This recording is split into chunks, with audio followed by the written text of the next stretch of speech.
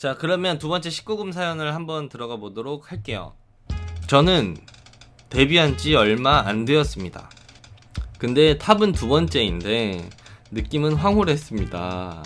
탑 팁 좀 알려주세요 디아 형이라는 사연이었습니다. 탑 팁을 알려달라는 그러한 사연이었는데요. 이거를 어떻게 풀어야 되나.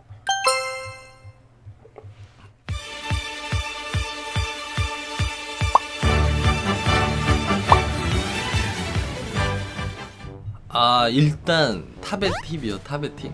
제가 뭐 줄만한 그런 뭐 잘한다 못한다 이런 걸 떠나서 그냥 열심히 하려고 노력하는 편이거든요. 저도 일단 탑을 하실 때 가장 중요한 마음가짐은 나는 탑을 잘하지 않는다.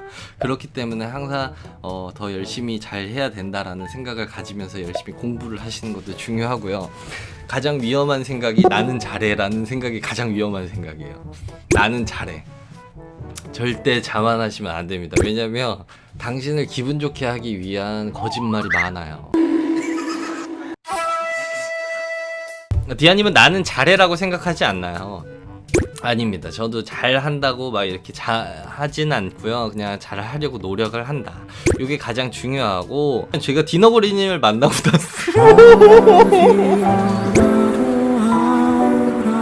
이게 굉장히 사람 확실히 많이 바뀌어요. 이게 사람마다 케이바케이기 때문에 항상 내가 만난 사람이 국어일 수도 있고요, 영어일 수도 있고요. 나는 수학만 잘한다고 저 사람한테 영어 수업 시간에 가가지고 수학 문제처럼 이렇게 풀면 안 되는 거지. 우리 디너그리님 같은 경우에는 서론을 싫어하세요. 이것도 그래서 이게 사람마다 또 다르거든요.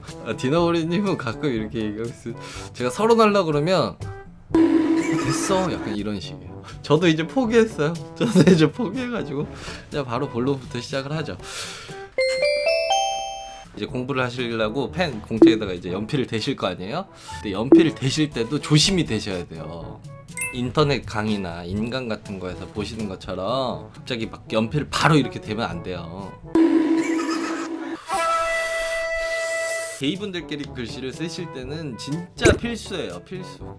그냥 보통은 연필이 이제 직접 젖은 연필로 공책을 충분히 적실 수도 있지만, 그래서 이제 저는 이거를 선호하거든요.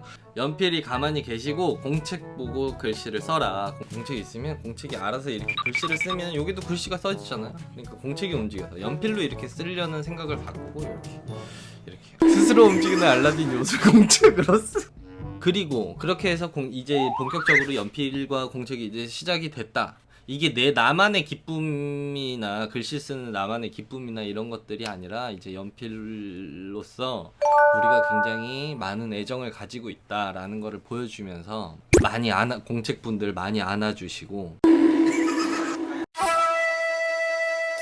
이게 약간 오해하시는 분들이 있는데 거친 글씨를 좋아한다고 해서 그냥 냅다 막 계속 후다다다다다다다 쓰시는 게 절대 좋지 않아요.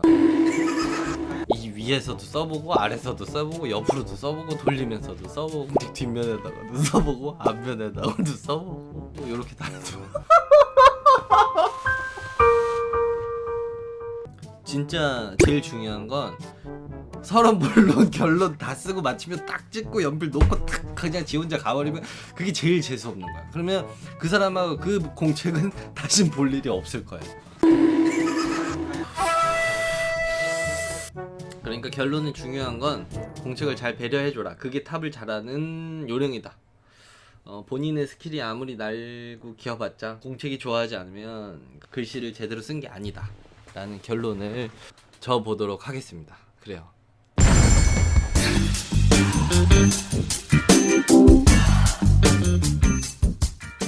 일상에 숨어있는 당신을 위한 공간 휴게이소.